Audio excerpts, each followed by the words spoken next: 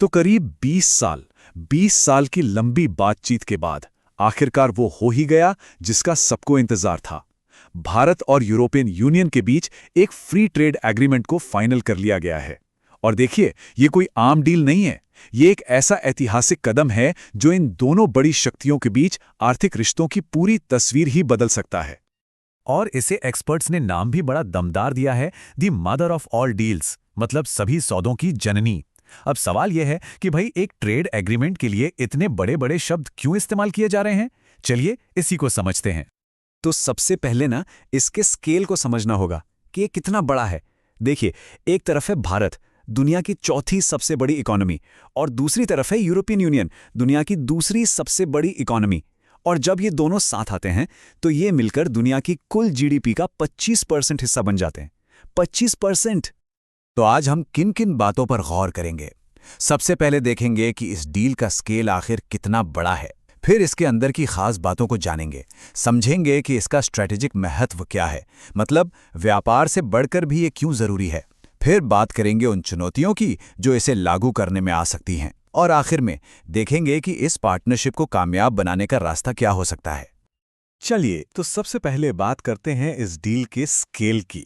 देखिए, ये समझना बहुत ज़रूरी है कि ये डील कोई 1-2 दिन में नहीं हुई है।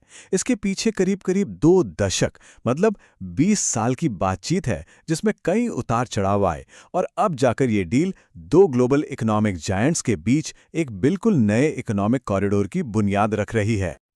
और ये जो आंकड़े हैं ना, ये इस पार्टनरशिप की असली ताकत दिखाते हैं। सोचिए, भारत और ईयू मिलकर दुनिया की 1/4 इकोनॉमिक पावर हैं, और ग्लोबल ट्रेड में इनकी हिस्सेदारी 1/3 है। मतलब ये एक ऐसा पावरफुल इकोनॉमिक ब्लॉक है जिसे नजरअंदाज किया ही नहीं जा सकता। अच्छा, तो अब जरा इस समझौते के अंदर झांक कर देखते हैं। आखिर दोनों तरफ से क्या-क्या वादे किए गए हैं, क्या कमिटमेंट्स हैं।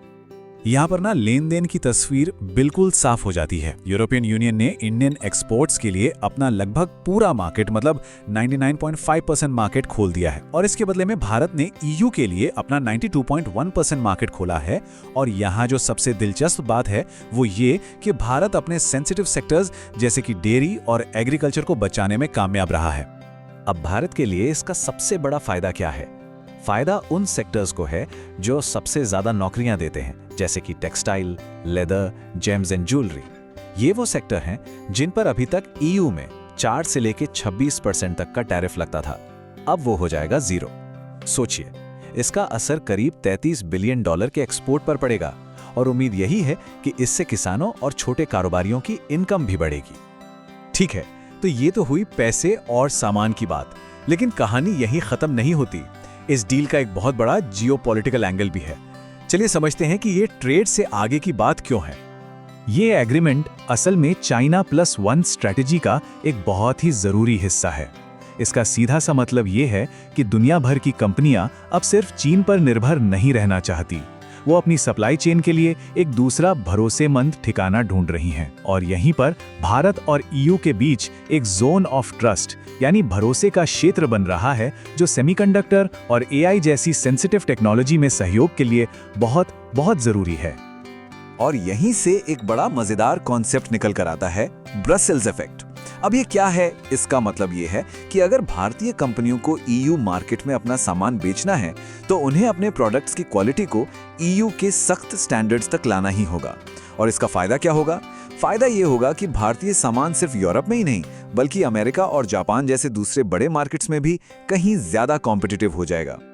तो सुनने में तो सब कुछ बहुत अच्छा लग रहा है ना? लेकिन क्या आगे का रास्ता इतना आसान होगा? क्योंकि जैसा कहते हैं, असली खेल तो बारीकियों में छिपा होता है।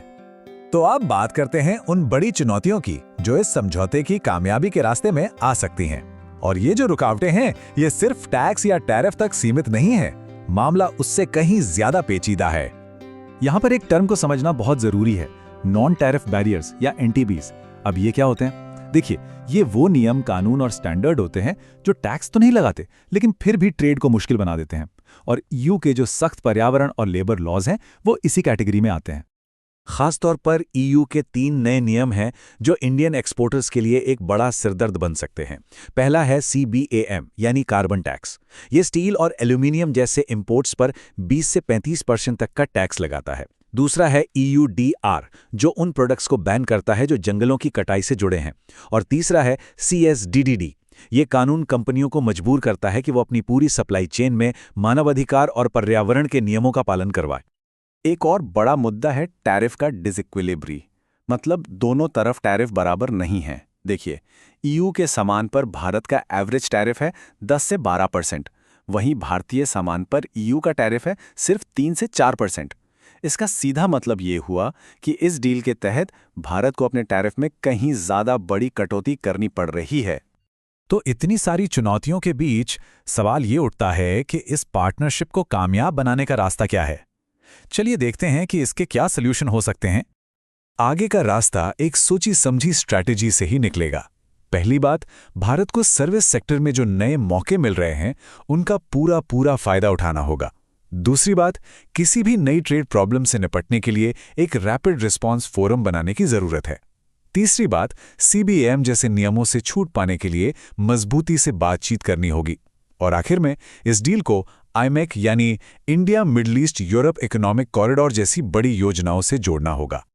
तो आखिर में ये समझना सबसे ज़रूरी है कि आज के इस दौर में जहां हर तरफ इकोनॉमिक टेंशन और प्रोटेक्शनिज्म है, भारत EU का ये एग्रीमेंट सिर्फ एक ट्रेड डील से कहीं ज़्यादा है। असल में ये एक टेस्ट है, एक परीक्षा है कि क्या दो बड़े डेमोक्रेटिक ब्लॉक मिलकर ग्लोबल कोऑपरेशन का एक नया मॉडल दुनिया के सामने रख सकते हैं।